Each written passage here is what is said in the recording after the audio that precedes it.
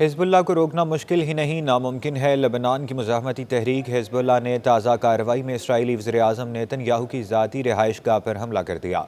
Saudi media reports के मुताबिक Hezbollah की जानिब से इसराइल के शहर कैसारिया में फ़ायर किए गए रॉकेट में इसराइली वज़ीर-ए-आज़म नेतन्याहू की ज़ाती रिहाइशगाह को निशाना बनाया गया। सोशल मीडिया की गई पोस्ट पर बताया गया कि हिज़्बुल्लाह के रॉकेट हमले में जिस इमारत को निशाना बनाया गया वो इसराइली वज़ीर-ए-आज़म नेतन्याहू की ज़ाती रिहाइशगाह है।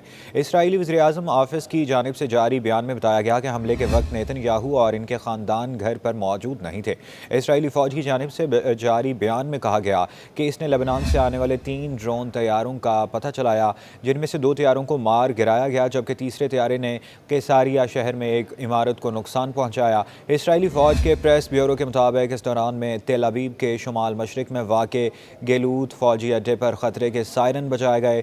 इसराइली फ़ौजी ने तस्दीक किया है कि लेबनान से आने वाले एक ड्रोन तैयारे ने कैसारिया शहर में एक ठिकाने को नुकसान पहुंचाया, जबकि इसराइली मीडिया का कहना है कि ड्रोन हमले में हदफ इसराइली वज़ीर-ए-आज़म बेंयामीन नेतन्याहू का घर था। इसराइली नशरियाती इदारे के मुताबिक कैसारिया को निशाना बनाने वाले ड्रोन तैयारे ने लेबनान से 70 किलोमीटर की मुसाफत तय की।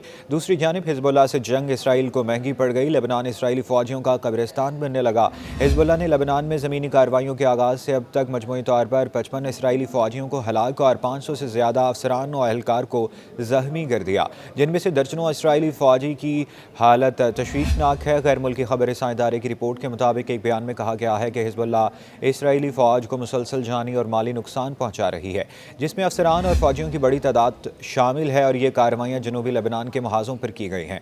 इसके अलावा अब तक की जाने वाली लड़ाई में इसराइल के 20 मरकावा टैंक और 4 फ़ौजी बलडोज़र्स भी तबाह कर दिए गए हैं। लेबनानी सरहद ज़मीन ऑपरेशंस का जिक्र करते हुए बयान किया गया है कि इसराइली फ़ौज ने 70,000 से ज़्यादा फ़ौजियों, सैकड़ों टैंकों और फ़ौजी गाड़ियों के साथ 5 फ़ौजी डिवीजन्स तैनात कर रखी हैं। इसके बरक्स हिज़्बुल्लाह के सैकड़ों मुज़ाहमती जंगजू इसराइल की किसी भी ज़मीनी पेशकदमी का मुकाबला करने के लिए मुकम्मल तौर पर तैयार हैं। बयान में मज़ीद कहा गया कि गुज़श्ता हफ्ते के दौरान हिज़्बुल्लाह की जानिब से इसराइली फ़ौज के साथ झड़पों में मज़ीद शिद्दत आई है। इसराइली फोर्सेस ने मशरक़ी और मगरबी सेक्टर से सात देहात की जानिब पेशकदमी की, ताहम हिज़्बुल्लाह का कहना है कि इसके जंगजू पहले से तैयार शुदा हिकमत अमली के तहत इसराइली फ़ौज को कामयाबी से निशाना बना रहे हैं और सरहदी इलाकों में घात लगाकर इनके हमलों का जवाब दे रहे हैं। इसके अलावा हिज़्बुल्लाह का मिसाइल यूनिट भी मज़ीद ताकतवर हो रहा है और इसराइली फ़ौजी मुकामात और बैरकों को इन मिसाइलों की मदद से निशाना बनाया जा रहा है, जिनमें पहली बार इस्तेमाल होने वाला जदीद ड्रोन्स भी शामिल हैं। हिज़्बुल्लाह का मज़ीद कहना है कि इसराइली फोर्सेस अभी तक सरहद के करीब किसी भी लेबनानी गाँव का मुकम्मल कंट्रोल हासिल करने में नाकाम रही हैं। गुज़श्ता रोज़ भी जनूबी लेबनान में हिज़्बुल्लाह से झड़प के दौरान इसराइली फ़ौज को भारी जानी और माली नुकसान का सामना करना पड़ा था और झड़पों के दौरान 5 इसराइली फ़ौजी हलाक हुए थे। इसराइली फ़ौज ने जनूबी लेबनान में हिज़्बुल्लाह के साथ झड़प में 5 इसराइली फ़ौजियों की हलाकत की तस्दीक की थी। इसराइली फ़ौज के मुताबिक हलाक होने वाले फ़ौजियों का ताल्लुक गोलानी ब्रिगेड से है और इनमें एक मेजर और एक कैप्टन भी शामिल है। इधर यूनानी बंदरगाह पर काम करने वाले मजदूरों की यूनियन ने एक जहाज़ के ज़रिए इसराइल लिए जाने वाले असलहे को रोक दिया है। मजदूरों की यूनियन का कहना है कि इन हथियारों को इसराइल ले जाने की कोशिश थी।